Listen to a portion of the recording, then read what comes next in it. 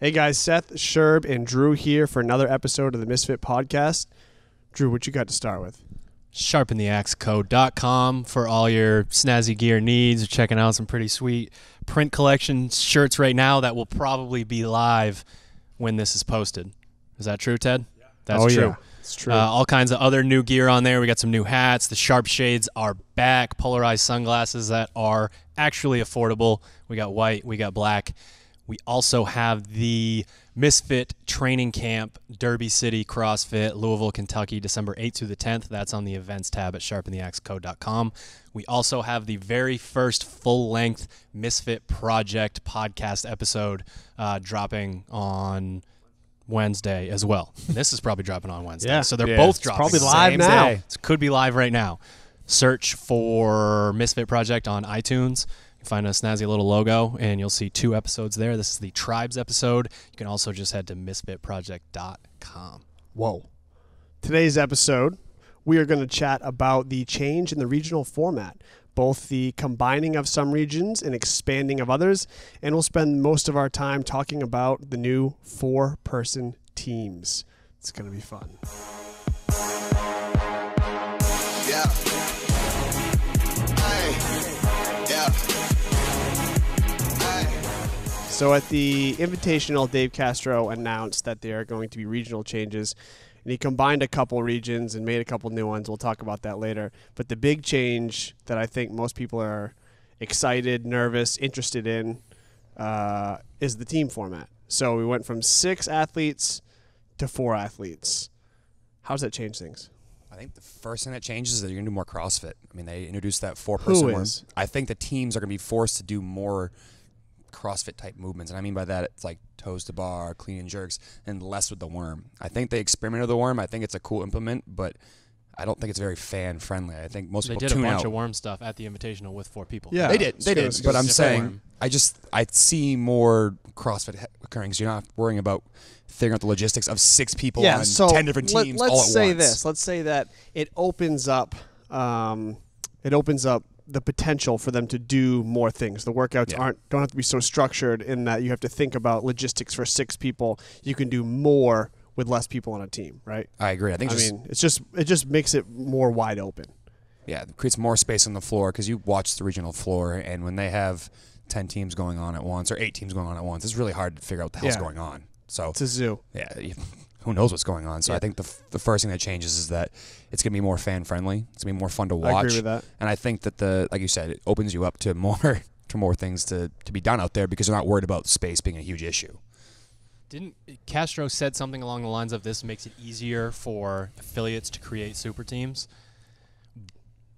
He did something along those lines. But similar. For me, this is, and I'm okay with this, by the way, is officially the death of the affiliate team. I agree. I think it's gone because we work with a bunch of teams that were still that affiliate team. Right. And you really, really, really had to make sure that because you maybe weren't a superstar, that everybody on your team was training constantly and it was always watching over everyone and making sure that all 6 people were putting the effort in, because if one weak link was there, you weren't going to make it to the games. I mean, the smaller the team, the less coordination you need, the less teamwork you need, right? The more it comes down to fit individuals. So now you have people who thought about going team before but couldn't find that 4th, 5th, 6th person, whatever it is, and now they're like, pretty easy. It's not that hard to make this team anymore. Right. So, in my opinion, the affiliate team is gone. And it was gone anyways because the affiliate cup was won over and over and over by non-affiliate teams. Right. So might as well open it up to everybody to make it more interesting. What it can do, though, and this is on a much more local level, is it can make the teams in an affiliate more exciting. So if you have an affiliate with 100, 200, 300 members and you want to make a bunch of teams that want to compete within your own gym, it turns this whole new competition on that you could see, which team in your gym finishes the highest, and gives this new level of competition because let's be honest, with how saturated the field is these days, it's not like you're getting a ton of teams from your gym to regionals, if any team from your gym to regionals, and you're not getting your team to the games unless you are filled with games athletes. The teams have to be filled with high-end regionals, borderline games athletes, or straight-up games athletes to qualify now. So you have to take the format and kind of make it your own, and I think like a gym like ours, we have a bunch of people who may not be super high level. Well, we do have some that are high level, but a lot of just middle of the road guys that like to come in, guys and girls that want to throw down and just have a good time. We could build some really fun teams within our gym and make them compete against each other and bring the open back to life. Some people let it get kind of stagnant. It's their third, fourth, fifth, sixth time doing the open. They're like, okay, through the motions again. But this year we can kind of revive it within our own community. So I think a lot of gyms should take advantage of something like that. I mean, for me, I look at this as a change that, you said we're now looking at really competitive teams. You now have games level guys, games level girls on the team to actually get anywhere. But for me, I think it's going to be fun to bring those, going back to the affiliate, getting the group together that was, hey, we may get an affiliate team, like that could happen, but at the same time, it's going to be more fun to bring groups of 4. And I like throwing down inside the gym, and I think that's a fun way to reinvigorate it, because I think that a lot of people look at these 6-person teams like, I don't have 3 people that can do all these movements and 3 guys and 3 girls that can do this, but now it's possible to have 2 and 2, or it's more likely it's going to happen. So I think, like you said, inside the affiliate, it's going to be more exciting to have that happen at your gym individually. Are we going to address the elephant in the room? What's that? That your dreams of being on a games team are literally crushed a couple days ago? Yeah, it's all right. You can't be the third guy on a team anymore. No, you'd be there second. isn't one. That's a big step up. It's a huge step up. Yeah. You need to become the bionic man. Get some replacement parts going in there. What if they have spare, ankles hanging around somewhere? I'm not kidding. I want you to address this. What do you want me to say? What I want you to say? I don't know. I don't know. I mean, how do you feel about it? You knew that you had an opportunity potentially in a few years once some of our other athletes decided whether they wanted to go individual long term or not. You knew that you had an opportunity to potentially be the contribute on a team. Yeah. Yeah. Now that's not the case. I mean, what's that? Does that change? being pretty straight up. Does that with change you your right training? Yeah. Or? I mean, not really. I mean, I have. The reason I'm asking this question is because there's going to be other people out there that we're hoping, hey, 33% of team members out there. But it's even more now because you're going to saturate. You're going to all of a sudden there's a bunch of free agents. A bunch of free agents in the field. Athletes are going to want to go team now as well. Yeah. Yeah. So. I look at this as I have no aspirations of ever doing individual again. So I already going into that, knew that was my training was to try to be on a team. And realistically, I don't think that I'm that unfit where I couldn't be, but I wouldn't be on a games team anymore. It would be could I get back to regionals on a team? Right. So the focus shifts from hey, could we create an affiliate team here that could have a run at the CrossFit Games? That dream's probably dead. But can we still have a team that competes at regionals? I still think so, yes. Well, our affiliate could get a team to the games. You just wouldn't be all-star on it. Oh, I already knew that going in on the 6-person team. That wouldn't have been the difference. That would have been all right, heavy deadlift, go lift that. That's what your job is, and that's, my role.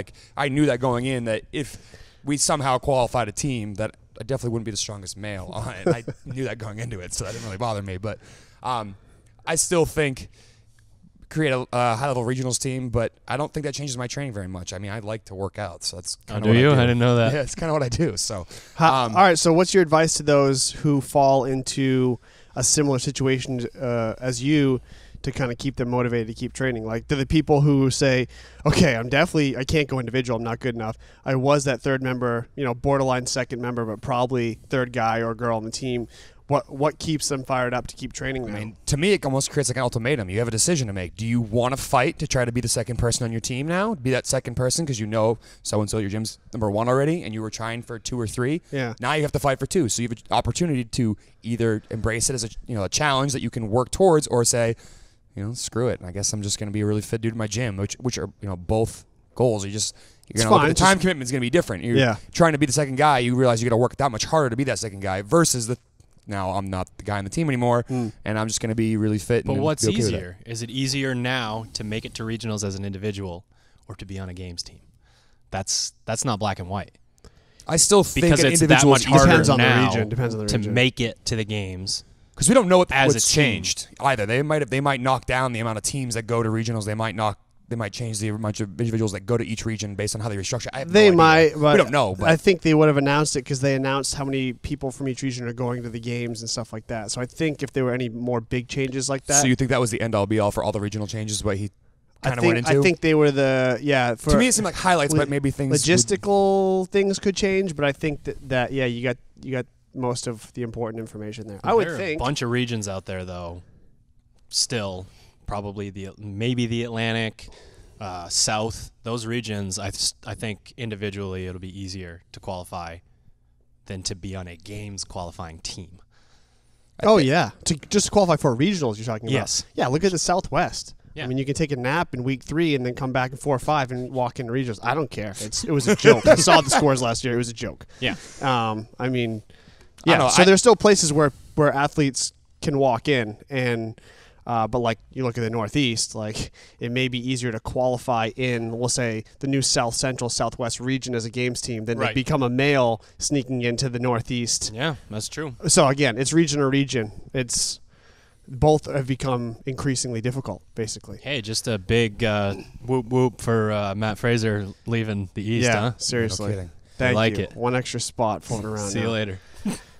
You can see that change, though, with now people who are high-level regionals athletes, but maybe were like, I don't know if I'll ever make the games. Now they jump on a team because it's easier to find those 3 other people, and all of a sudden there's a spot or 2 that opens up in each region. Sure. I think that could happen. I mean, how many obviously dictates the region and how competitive it is and what's realistic. The athletes are getting better every year, and there's going to be some new guy you never heard of or girl sneaking in every year. And even if you open up a couple spots, because a few people that qualified last year go team this year, there were people within a rep or 2 that missed out on regionals. It's not like you're backfilling 10 spots. Oh, right? no. I was thinking like a it's just spot not or that 2. much. Yeah, it's a spot or 2. Still, it's just not that much. It's one era in a lot of regions, and you're done.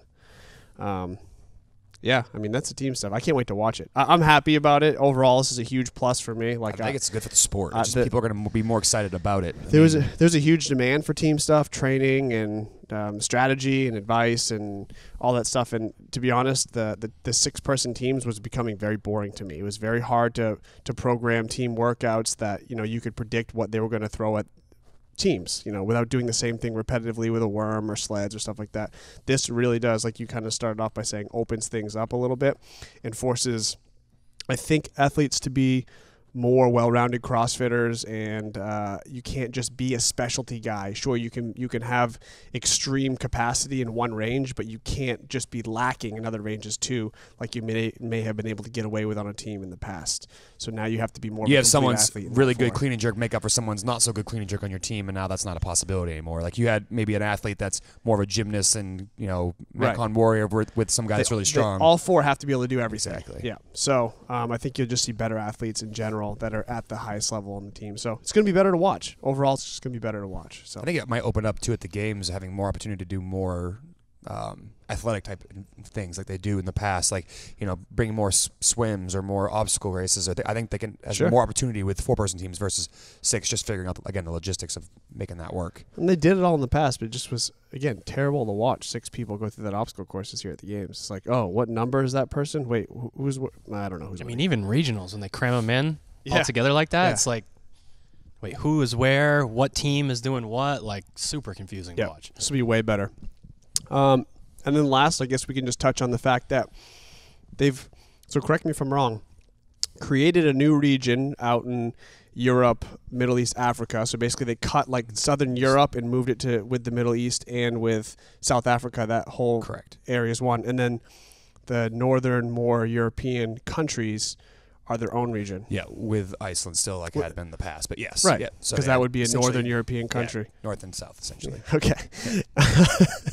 And so we have a new region there, which is interesting because we see so much talent from Europe, especially from Iceland, from what are the other bigger countries over there that we have? I mean, Finland's one of them. Finland's got a bunch of them. And whatnot. Scandinavian area. Yeah, sure. So you have a huge pool of talent up there. The Middle East is growing a lot of talent. They've brought in so many people from around the world. You see all this talent popping up in Dubai and Abu Dhabi with real legit athletes now that are training there year round. Did they say how many spots were going to be for that? So did they go into the north and south like spots? I swear someone said 5 and 4, but I don't remember. I think I saw that too. 5 for Europe and 4 for the other, or is the other way around? Anyway, it was only 5 total before, and now if it's up to 9 with that whole area, that's significantly different, whatever the breakdown is. And I think that's good. I think it opens up the pool for athletes over there, because when I went over there for regionals this year, the talent over there is pretty deep.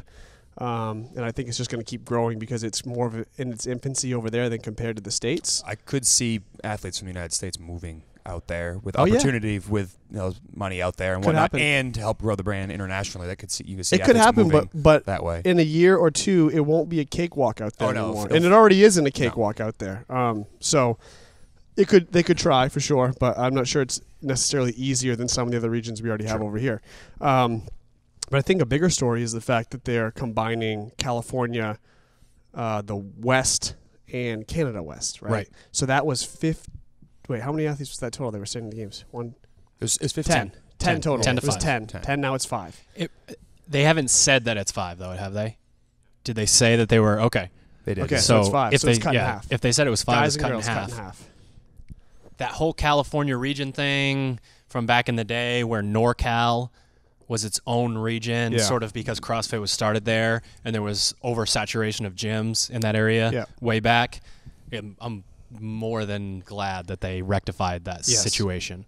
I know that I got a text message fairly quickly from Sam Quant and a text message fairly quickly from China Cho. Both of those athletes would have come in first or tied for first in a super region. Right. Sam would have actually moved up because essentially regionals was Sam and Brent. Right. The Sam and Brent show, but with more people that gets him closer to Brent, not further away. Right. So selfishly, I'm looking at it from that point of view, and I'm like, oh, cool. But there were athletes fighting for positions, and we went to those regions back to back, and without going into any detail, it was not the same caliber that I was watching in other regions. Right. So I get it. Mm-hmm. I totally get it. I agree too. And it's like in the East, you've got maybe 6 through 9. You're like, damn, like those people could go. You get down into that area in those other regions, and they might be up and comers. They might be up and comers, but it's really like there's really only 5 there. There's no one to push those guys out. You look at the East, and it was like 6 through 9 could go, and there was like 7 injuries. Yeah. So it was incredibly deep this year at the East with Northeast and Canada East, and even the what do they call it? The Atlantic region, is that the super region, or what's it called? Yeah, so the Atlantic when they combine Mid-Atlantic and Southeast. And Southeast, yes, Atlantic region. I mean, you think about the guys in that field, and even a lot of the ladies in that field. It's like, who could even move there and sneak in with that field going on? Like, how? Don't go there. Don't go there. Don't go there. So bad choice. It makes perfect sense. I know there's probably a lot of pissed off people out there, but frankly, again, without naming names, you could look at the list and you could say, if that person was here, they wouldn't even be sniffing at a shot at the games. Right. And now when you combine the two, you say, all right, if you really want to prove that you deserve to be there, like, qualify in an actual, like, deep field. And so you'll see who the real cream of the crop is rising to the top. And you'll be I think we could predict the top 3 males and top 3 females in there. And then there'll be quite a battle for 4 and 5. It's going to be interesting to see a more competitive field. I mean, way more as coaches and as spectators for these events, like you get into there and you watch the bottom heats, you don't even like stick around. You're like, unless I have an athlete in that heat, I'm going to bounce and do something else. But now it's going to make every single heat exciting. Hopefully. I will say the biggest sham now has become South Central and Southwest, and we have so many athletes down there. I don't mind saying this. That has got to be the easiest region in the world to qualify out of now. It's got to be 100%. But they have the gyms, they get the signups. So for long term, when you look at it, it would be like if Major League Baseball or the NFL just randomly reseeded divisions because 3 teams were so good for so long. Like, that's they true. were smart about going long term and saying there's so many people down there, there's so many gyms, there's so many people signing up for the Open. If stats tell us anything, eventually that's going to be just as competitive. Or people will just move there. Like, that's the one thing for me when people get really like, this isn't fair. If you want to be a professional athlete, relocate. You got to be willing to move your ass to another city. It's true. I mean, people have been doing it now for years, and people were doing it before you could even make money. Yep. It's just like a passion thing. So if you're that obsessed, go to Houston. Or you could take the attitude of just like, hey, I'm that fit, I'm confident in my own abilities, I can just qualify anywhere. Like, it's one thing I actually really liked, the invitational. They asked Brent how he felt about the whole combining region. He goes, I don't care. Yeah. I'm going to go anyways. Why would he? Yeah. So, like, an athlete could take that as, a challenge is I'm going to try to improve to the point where I don't have to worry about something like that. Let me ask you this, kind of a political question. Ooh. Do you think CrossFit created that, like, Seoul Latin region to inspire the insane amount of gyms that are growing down there in the community that's growing, so that they can guarantee to send one of their own males and females to the games to have that athlete to cheer for, because if not, it was still going to be another 2, 3, 4, 5 years until anyone ever snuck through the easiest region that we just claimed to exist. Do you think that was a political move on them, like business-wise? Like, we got to give them their hero. I mean, you can. It would be easy to see that, like, what, do they send 10 people to regionals? Yes. At 10 and one of each will qualify for the games. What was that? Did they deserve it? Or was that CrossFit? Well, maybe it was one of those like things where it was like, because there aren't any regions anymore where you have to travel that far, are there? That's what I was thinking too. Is a travel distance for the South America, the Asia Australia thing. I mean, those guys are traveling, but what are you gonna do? Right. Yeah, I don't know. It's one of those things where they said that one of the top sign-up spots in the world is Brazil. Oh, it is. Yeah. There's an insane amount of athletes down there. They're just really still in their infancy compared to the rest of the world. So while they deserve a shot to compete, by all means, I don't know if anyone... Well, we saw the exact same thing in the Philippines. It's true. Thousands, maybe hundreds of thousands or millions of super, like, dedicated people, but they don't have that culture yet. Right. And we just sat there and we were like, I swear, if one of you believes in yourself enough to be really good, the others will follow. Yeah. Like, I can see that being the exact same thing down there, because if you don't have a model to base off of in your gyms, right, not even one, then it's hard to know what you're capable of. What's possible, yeah, exactly. I just still think it's, again, creating more exposure down there. They want to have South American presence. They want to build that presence, and I think this is how they decided they're going to do it. I mean, whether or not that individual's actually qualified to go to the CrossFit Games and compete and be somewhat competitive. They did this in the past, and every year they came in close to last, if not last. Well, but he never did it because he didn't want to swim.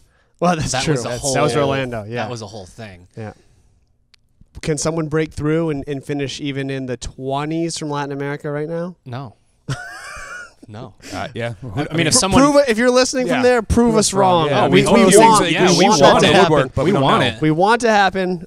This just... We want the sport to keep developing, but honestly, I think that it would take someone, there's like Reebok will send someone to one of their gyms down there.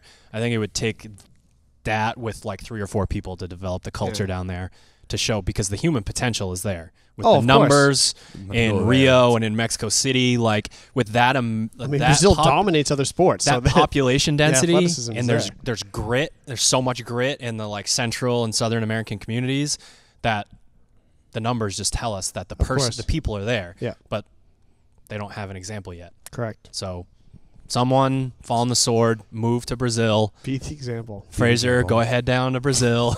Show them how it's done. Perfect place for you. Perfect place. Yeah. He moves down there and steals their only spot. Oh. That would not be cool. He just goes down as the rabbit. They put it on a different weekend as his region, and he has to go down and do the workouts again. That would not be cool either. No. All right. Bad viewing. I think we've said it all. We said it all. Are you all right? I'm good. You sure? I'm good. All right. I'm feeling for you these days. I'll be all right. I'll be all right. I'm excited for the new team format. I'm excited to see how it works out at regionals. I'm excited to see what the scores look like in the open, like how it moves people up and down, like because we already had this cast of people contributing to qualify 6.